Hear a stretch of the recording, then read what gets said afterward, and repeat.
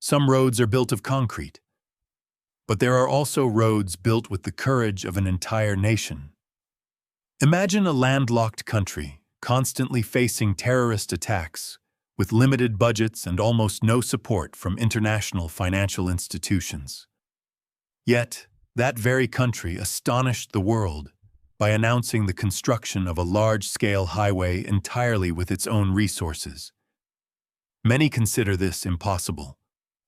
But what is even more astonishing is not the road being built, but the truth gradually emerging behind it. A truth that has existed for decades, silently robbing millions of Africans of their opportunities for development. If you enjoy stories revealing little-known perspectives on Africa and the leaders shaping the continent's future, please subscribe.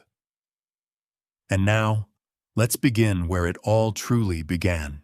In recent weeks, the highway project connecting Ouagadougou with Bobo Dioulasso has become a topic of international media attention.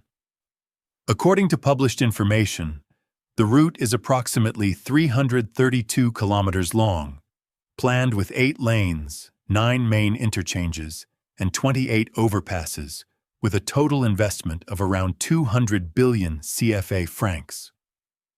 Notably, the Burkina Faso government claims the project is being implemented primarily with domestic resources, rather than relying on foreign loans like many previous infrastructure projects. But these figures only reflect the tip of the iceberg. To understand why an infrastructure project has generated such controversy beyond its construction, we need to go back more than 6 decades, to the time when Burkina Faso gained independence and began its development journey with high expectations, but also containing many unresolved paradoxes. We need to go back more than 6 decades, to the time when Burkina Faso gained independence and began its journey of development with many expectations, but also containing many unresolved paradoxes. Imagine you were a farmer in Burkina Faso a few years ago. Every harvest season, you'd wake up before dawn to haul sacks of corn, millet, or cotton to market. The journey, though only a few dozen kilometers, could take almost a whole day. The rainy season turned dirt roads into mud, trucks got stuck, goods were damaged, and the family's hard work was almost wiped out in a single downpour. This isn't just one person's story. For years, poor infrastructure has been one of the biggest obstacles to Burkina Faso's development. For many rural communities, roads are more than just a means of transportation. They're the route to school for children, the route for transporting medicine to hospitals, and the opportunity for agricultural products to reach market before prices plummet. It's worth noting that Burkina Faso isn't a resource-poor country. According to figures published in recent years, gold is a major export commodity, contributing a large portion of the country's export value and providing a significant source of revenue for the national budget.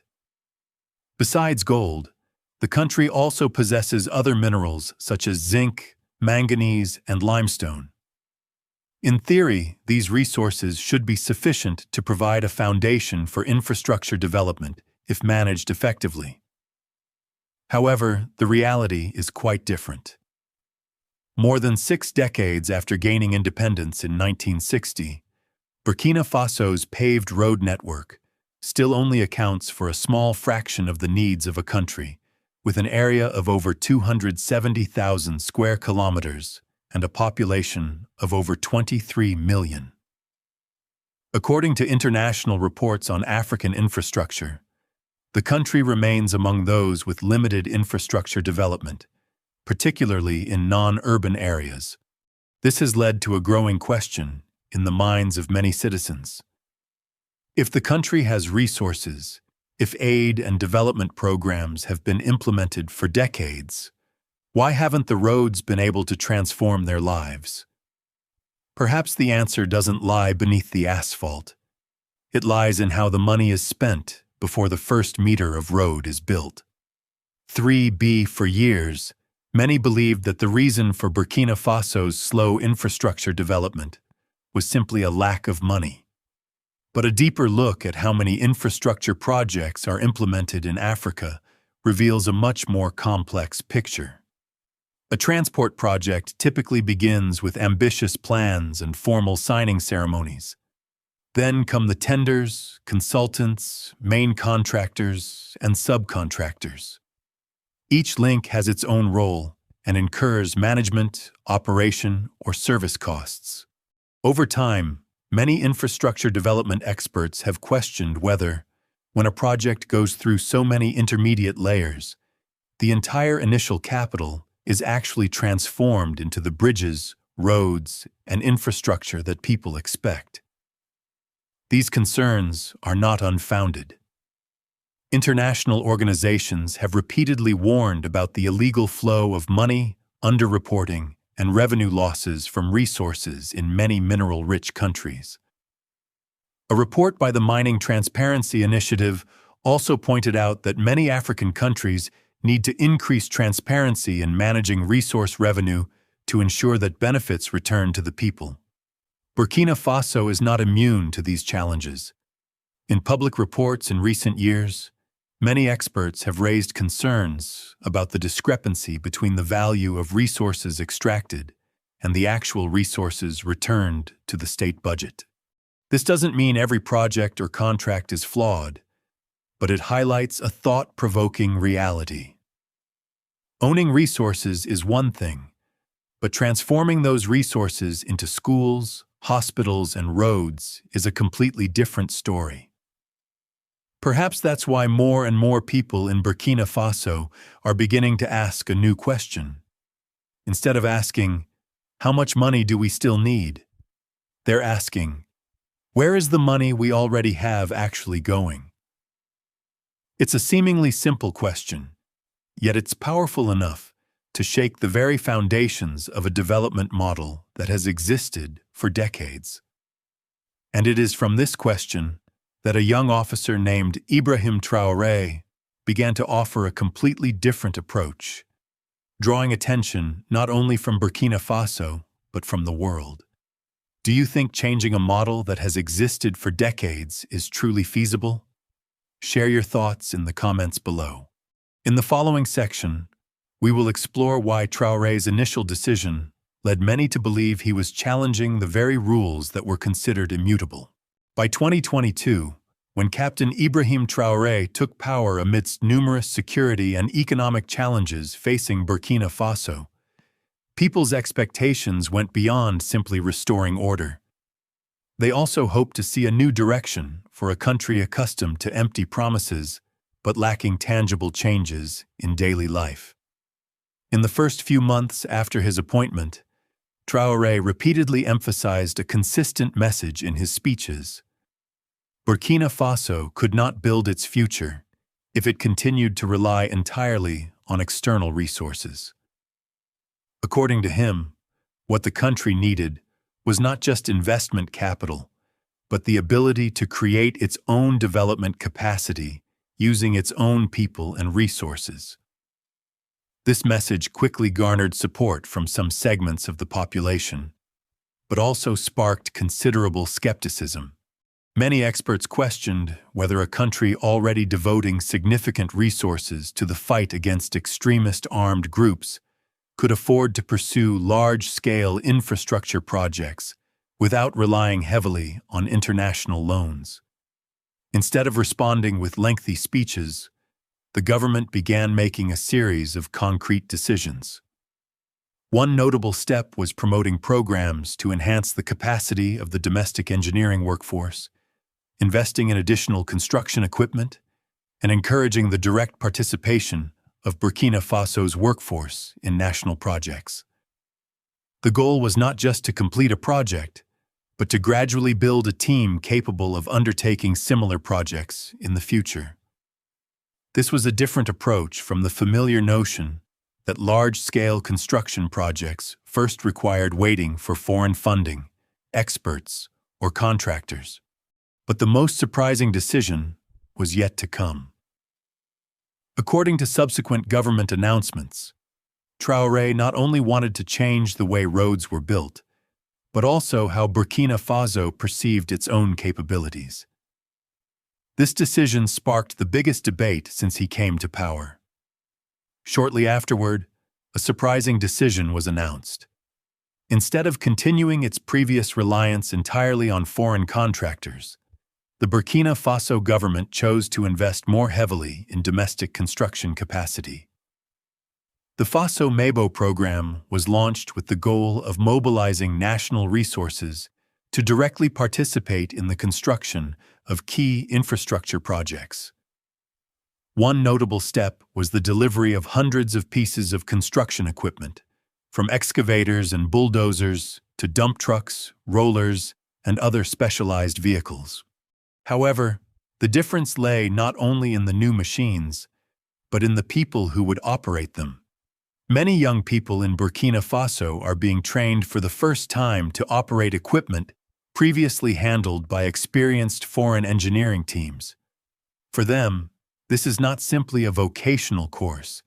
It's an opportunity to directly contribute to the construction of their own country's infrastructure. According to government statements, the program's goal is not just to complete a highway.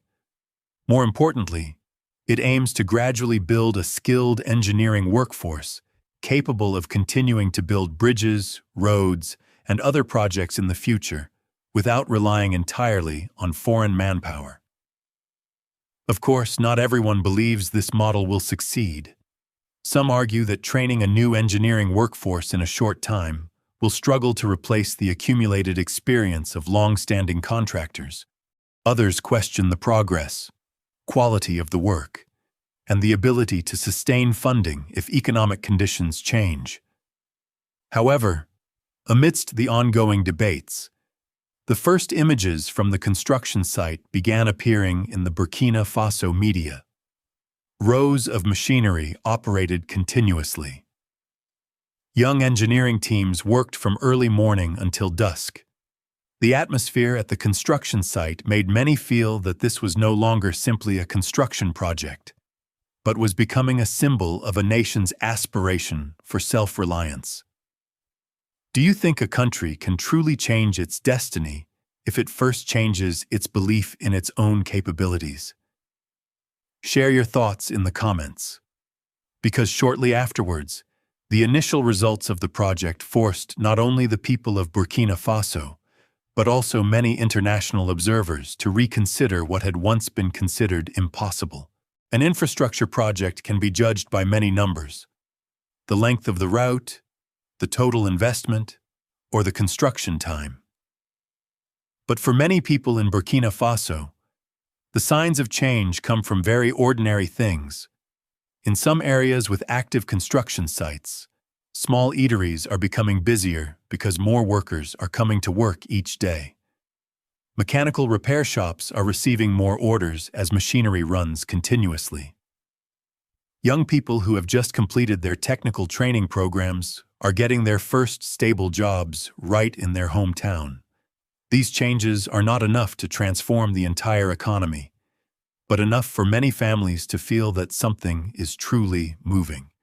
Alongside these changes, the Burkina Faso government continues to announce programs aimed at strengthening self-reliance in various sectors, from resource extraction and agricultural processing to infrastructure development. According to speeches by President Ibrahim Traoré, the long-term goal is not just to build more infrastructure, but also to retain more added value in the national economy, instead of simply exporting raw resources. This message quickly attracted the attention of many international observers. Some experts believe that if Burkina Faso gradually improves its domestic processing and construction capabilities, the country can reduce its dependence on external supply chains. However, there are also more cautious opinions, suggesting that the ultimate outcome will still depend on the ability to maintain security stability, transparent governance, and financial resources for many years to come. While the debates continue, images of construction sites, technical training classes, and national development programs constantly appear in local media. For many citizens, These are no longer just news stories about construction.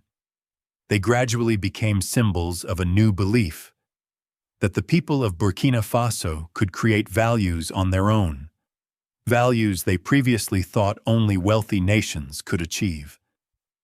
But as that hope grew, so did the pressure on Ibrahim Traoré. The more people placed their hopes, the greater the cost of failure.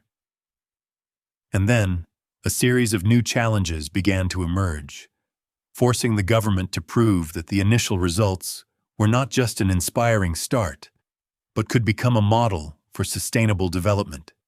As the first images of the project's progress began to circulate, the atmosphere of optimism was accompanied by unprecedented pressure.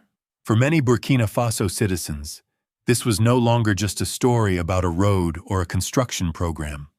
It gradually became a test of the promise of a new path to development that the government had repeatedly mentioned. With each passing day, public expectations grow higher. If the projects continue to yield positive results, confidence in the country's self-reliance will be strengthened. But if progress slows, if quality fails to meet expectations, or if financial and security difficulties cause plans to stall, previous doubts will quickly return. The challenges didn't just come from the construction sites. Burkina Faso was still facing persistent security problems in many areas, while its economy was under pressure from international market volatility, increasing investment costs, and growing development needs. Many analysts believe that simultaneously pursuing security and infrastructure development is a particularly difficult task for any government. Outside of Burkina Faso, observers are also closely watching the steps of the Traoré government. Some see it as a remarkable experiment in a development model based on internal resources. Others argue it's too early to declare success, because an infrastructure project is only truly meaningful when it creates lasting changes for many years to come. Perhaps Ibrahim Traoré himself understands this. In many speeches, he has repeatedly emphasized that development cannot be measured by promises or groundbreaking ceremonies, but by completed projects, job creations, and an improved quality of life for the people over time. But then, amidst the ongoing debate, a series of new information and images began to emerge, drawing attention even from those who were once skeptical. The surprise lies not only in the progress of the project, but in the larger message Burkina Faso wants to send to the world. A nation only truly changes when it believes that its future cannot be built by others. Do you think the will of a nation is enough to overcome limitations in resources and circumstances? Leave your thoughts in the comments below. Because in the next part, we will come to the most important turning point of the whole story, a perspective that may make you look at everything you've just heard in a completely different way. At this point, many might assume that the story we've just followed revolves solely around an infrastructure project or construction progress figures. But if you look closer, you'll realize that the road itself has never been the biggest focus. What Ibrahim Traoré has repeatedly emphasized in his speeches isn't just about how many kilometers of road are built or how many projects are completed. The message he constantly reiterates is that Burkina Faso needs to believe in its own capabilities, train its people, and create value from its own resources. For him, a road only truly has meaning when it becomes a bridge connecting people to schools, helping agricultural products reach markets, helping businesses grow, and opening opportunities for the younger generation.